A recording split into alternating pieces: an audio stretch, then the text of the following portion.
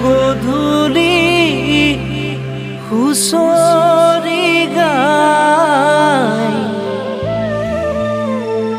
গৃহস্থই চাকি ধূপ